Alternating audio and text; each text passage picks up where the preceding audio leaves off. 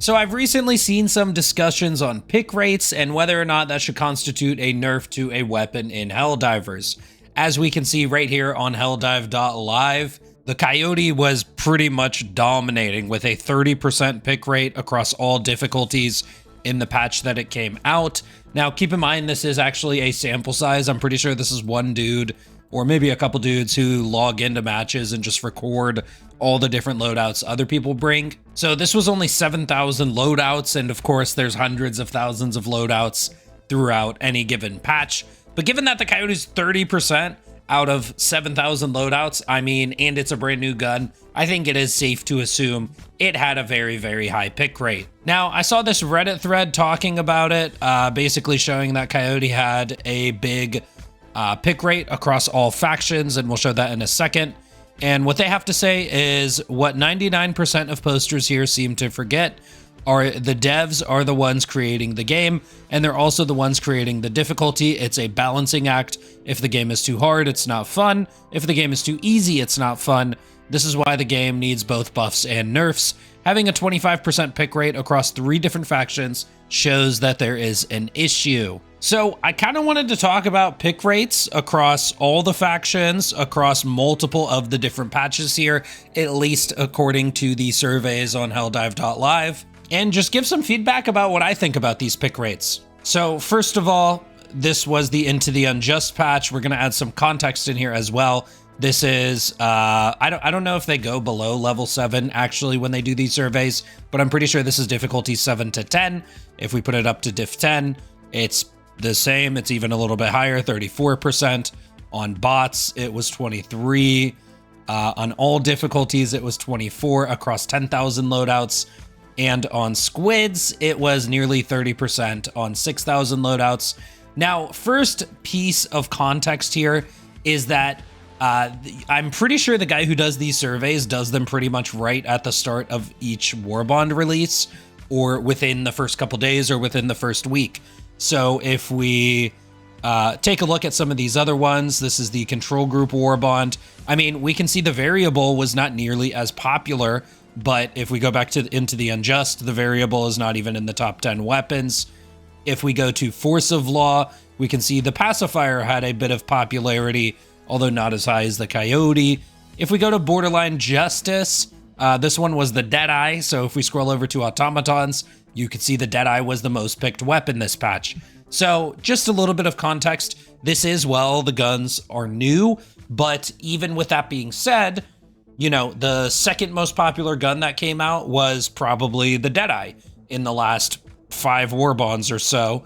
And even the Deadeye had about half the pick rate of Coyote when it comes to popularity. Now, another small piece of context here is this is when we were fighting on Oshak Hennessy when the Rupture Strain first came out, and the Rupture Strain was pretty much medium armor pen from the entire front side of them. So we could see that guns like the Cookout, which is one of the best bug weapons in the game, fell to the bottom of the charts on this patch specifically.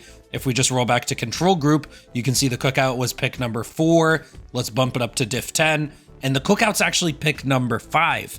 Now, this is crazy in my opinion, because Cookout is like easily the best bug weapon, or at least the most versatile. I have a grenade launcher Cookout, or I mean, I use the Cookout with pretty much any support weapon I bring, the grenade launcher Cookout, the recoilless rifle Cookout. But with that being said, it seems like even on diff 10, a lot of players prefer the Breaker Incendiary, and you can even see a gun like the Liberator Penetrator gets a higher pick rate than stuff like the Cookout. So what does it tell you that on difficulty 10 bugs, that the Liberator Penetrator is the 3rd most picked weapon in the game? Personally, what that tells me is that people just really like assault rifles. Let's go ahead and scroll over to Automatons. You can see the Liberator Penetrator is the 2nd most picked weapon in the game. And then comes the Adjudicator, the double-edged sickle, which is a pseudo assault rifle. And if we go over to Illuminate, you can even see on difficulty 10 that the regular Liberator is up there, the Adjudicator is up there, the Liberator Carbine is the 5th most picked weapon, and this was the patch that variable dropped, and I think people were enjoying their one-shots on Harvesters. Now, why are all these assault rifles so popular if everybody seems to say that assault rifles are bad, and even the developers buffed a lot of the assault rifles just in the very last patch? They buffed 1, 2, 3, 4, 5, 6 out of what, like 7 assault rifles.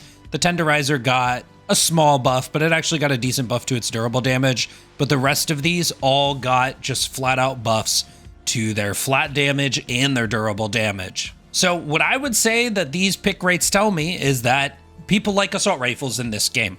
Now, what I will say is Helldivers is not exactly the hardest game ever, and ultimately it's a PvE game, and most people say the meta is the most effective tactic available, but what I have always said is the meta in a PvE game is the most entertaining tactic available, because we're not playing against anyone. So if you're not maximizing your fun, then what are you doing? And I think most people do sort of live by that when they play PvE games. Now, for some people, that might be using literally the strongest weapon in the game and, you know, just getting as many kills or just mowing down enemies as they can. But for others, they prefer to use guns that they actually like.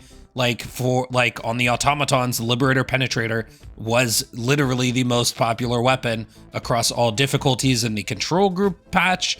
Let's take a look at Force of Law. It was the most popular during Force of Law. In Masters of Ceremony, it was the second most popular. In Borderline Justice, it fell off, but the Deadeye took popularity. And in Servants of Freedom, it was the most popular weapon on automatons. Let's switch back to bugs and take a look. During Servants of Freedom, Breaker, Incendiary, and Libpeen, top 2 weapons. They were barely any different, 10.3 versus 10% across 13,000 loadouts. The Cookout down here in like 6th place. Let's take a look at Borderline Justice, and you can see the Libpen fell down to 4th place, but the Breaker Incendiary is on top. Now to Masters of Ceremony, Libpen again at 4th place, more popular than the Cookout this patch on bugs, by the way. And then, yeah, we already looked at Control Group and Into the Unjust. Now, I don't want to necessarily just sort of excuse this and just say like, oh, you know, even though I think the Liberator Penetrator is not the best ever, people seem to really like it. It's medium pen. It has utility. Like, I would say a lot of people bring it on Terminids literally just to shoot Hive Guards and Bile Spewers, which the Hive Guards seed and the Bile Spewer seed is spammed a lot.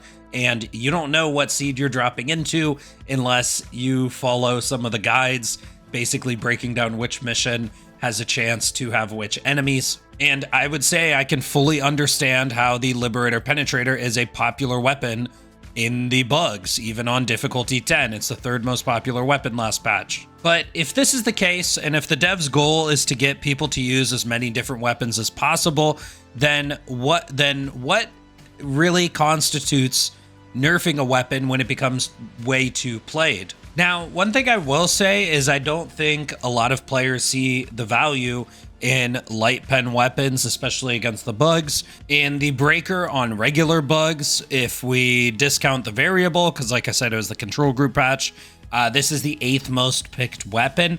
So 7 out of the top 8 weapons here are basically medium pen weapons, or the fire shotguns, which obviously deal way more damage than just light pen as well. Now, to be fair, the devs did try to address this in the last patch. They see that a lot of people don't like using light pen weapons, and they said light and medium penetration weapons now offer more distinct advantages. Light pen weapons generally deal a higher percentage of their total damage against durable enemies, differentiating them more clearly from medium pen options. But the thing is, with the warrior changes, when they had made them 20% durable, a lot of the light pen assault rifles like the Liberator or the Lib Carbine pretty much can only 2-shot them within very, very close distances. Even though you would prefer to be taking a lot of your fights from medium range distances, like anywhere from 20 to 40 meters, you would want to be able to 2-shot warriors with this gun. Personally, I would say lower the warrior's durability down to 10%, make it so a lot of the light pen options still 2-shot them from longer ranges, and then some of the medium pen options can get the 3-shot on them. And the same thing, especially with these SMGs. I broke this down in my patch notes video, but a lot of the SMGs are also 3-shotting them even within fairly close ranges. The Defender is actually the only SMG which can get a 2-shot on the new warriors, and probably only within very close ranges with the amount of drag this has, probably only within 10 to 15 meters. The Knight isn't even able to, the Pummeler isn't even able to do these things. And personally, I do think they should take this a step further, where it's not only the durable damage that it offers, but also a lot more ammo, like for the regular breaker and for the Knight especially. Now, one thing that really did help this was giving the Bile Spewer a mouth hitbox, although there was that unlisted change with Hive Guards, where they made their main body, the light pen spot, 30% durable. So the 30% durable on the light pen spot of the Hive Guard really did not help this at all. And personally, I would say this patch that if you want to kill Hive Guards easily, you're still best off taking medium pen weapons, as their mouth weak point is still a lot weaker than their body. Now, the last thing we need to talk about is, why is the Coyote so popular? Why did all the lib pen players move over to the Coyote? And this is a really ancient post from pre-60-day plan. This was even before the escalation of freedom, where someone said, TTK is not the problem. Optimal TTK versus non-optimal TTK is. And essentially, TTK is time to kill, the amount of time from the moment you begin shooting until your target dies. Optimal time to kill, the amount of time to kill when shooting the weak points. And non-optimal time to kill, which is when you're shooting body shots. One thing the Coyote does really well is if you miss the weak points, like on Devastators, for example, if you don't get the 2-shot on the heads, you kill them in like 7 bullets, and then the fire burn ends up finishing them from there. Versus a Liberator Penetrator, I don't even know how many body shots it takes to kill a Devastator with that gun. Probably something like 12, 13, 14. Hopefully not any more than that. So I would say that's why this gun ended up being so popular. I mean, you know, we can scroll back to the last Warbond that had like a very popular weapon, and it was the Deadeye, and you can see that it is a 16% pick rate.